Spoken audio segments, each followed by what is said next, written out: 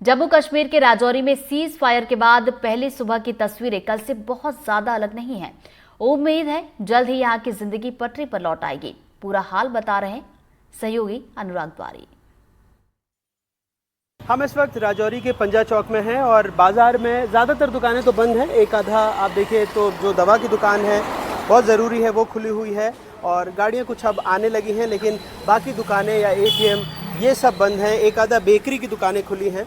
सुरक्षा व्यवस्था यहाँ पर चाहे जम्मू कश्मीर पुलिस हो, चाहे पैरामिलिट्री हो, चाहे सेना के जवान हो, वो चाक चौबंद आपको दिखेगी शहर में अभी भी, क्योंकि जिस तरह से शेलिंग हुई थी और पास में ही जो ADDC राजकुमार थापा जी हैं एक कायराना हमले में उनकी मौत हो गई और कुछ और लोगों की मौत हुई राजौरी में। पुंछ में तो हमने देखा कि हर गली में इस तरह के निशान आपको मिलेंगे। भाई साहब आप यहीं के रहने वाले हैं? हाँ जी बिल्कुल। क्या नाम है आपका? परमजीत सिंह। परमजीत जी, आज थोड़ा शहर ऐसा लग रहा है कि थोड़ा बहुत कुछ बेकरी की दुकानें खुल गई, अगर नहीं तो फिर सब कुछ कल रात को जिस तरह से धमाके नहीं हुए तो अब आप लोग थोड़ा सा सेफ महसूस कर रहे हैं? हाँ, जैसे कल सुबह काफ़ी धमाके हुए तो शायद ये राजौरी के इतिहास में पहली बार था कि राजौरी सिटी के अंदर आकर के मोटार गिरे।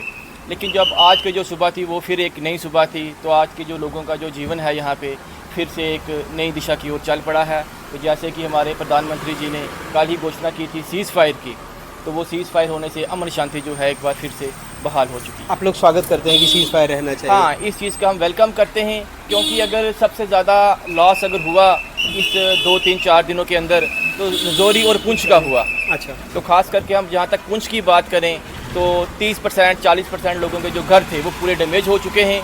तो अगर शायद ये चीज़ अगर ज़्यादा लंबी चलती तो शायद पुंछ का जो हालात थे वही सेम आज राजौरी में भी होते। तो देखिए ये एक बहुत बड़ी बात है कि जो शहर के लोग हैं पुंछ में या राजौरी में, उनके घरों की स्थिति ख़राब है और अगर ये लड़ाई लंबी चलती तो उनको नुकसान हो सकता था। जो बेकरी के मालिक हैं, आपका नाम? मेरा नाम तरुण शर्मा है। तरुण जी, आपकी दुकान कब तक बंद रही? सर दुकान हमारे 2 दिन बंद रही। 2 दिन बंद रही, तो अच्छा खासा नुकसान हुआ होगा फिर? हाँ, नुकसान हुआ। ये पूरी मार्केट एक्चुअली बंद रही तो काफ़ी लोगों को भी दिक्कत आई, सामान नहीं मिल पाया लोगों को। लोगों में इस गोलाबारी से बहुत पैनिक हुआ, तो लोग राजौरी छोड़ के जा रहे थे यहाँ पे। अब जैसा कि कल सीज़ फायर का ऐलान हुआ तो यहाँ पे अब धीरे धीरे लोग वापस आना स्टार्ट हो गए हैं। अब आपकी बेकरी में काम भी शुरू हो गया? हाँ जी सर, अब काम शुरू हो गया है, इस बात की खुशी है हमें। गर्मा गर्म बिस्किट निकल रही है? हाँ सर बिल्कुल।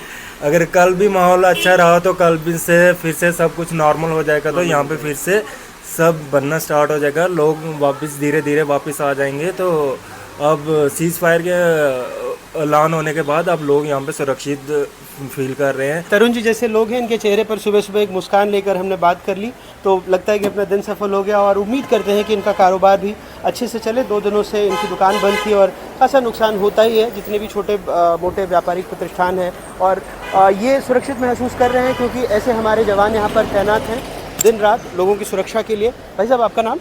मेरा नाम मोहम्मद जावेद है। जावेद साहब, आप भी राजौरी में रहते हैं? मैं राजौरी प्रॉपर रहता हूँ यहाँ पर। तो अब दुकानें थोड़ी बहुत खुलने लगी हैं, तो 2-3 दिन बंद थी, कुछ दिक्कतों का सामना करना पड़ा घर में। ये जो पिछले संदूर जो ऑपरेशन इंडियन आर्मी की तरफ से जो किया गया, उसके बाद ये दोनों जो कंट्रीज़ के दरमियान जो कशीदगी बड़ी, जो तनाव बढ़ा, इससे काफ़ी ज़्यादा लोगों को पैनिक हुआ, लोग डर गए थे। खासकर जो लाइन ऑफ कंट्रोल के जो इलाके थे इसमें काफ़ी पैनिक था। जंग से कभी मसला हल नहीं हो सकता, जंग खुद एक मसला है, तो जंग टलती रहे तो काम चलता रहे। लेकिन कहते हैं ना कि कभी कभी अमन के लिए जंग होना भी ज़रूरी हो जाता है, लंबे अमन के लिए। हम पहले तो इंडियन आर्मी का थैंक्स करते हैं, क्योंकि हम इस वक्त डिफेंस एरिया के पास रहते हैं। कई बार जब पाकिस्तान की तरफ से जो आम शहरियों को निशाना बनाने की कोशिश की जाती रही है, अगर जहाँ कहते हैं जहाँ डिफेंस होता है वहाँ पर सुरक्षा भी होती है। तो मैं इंडियन आर्मी को थैंक्स करना चाहता हूँ एक मरतबा फिर, कि अगर इंडियन आर्मी थी वहाँ पर, हम भी वहाँ सेफ रहे।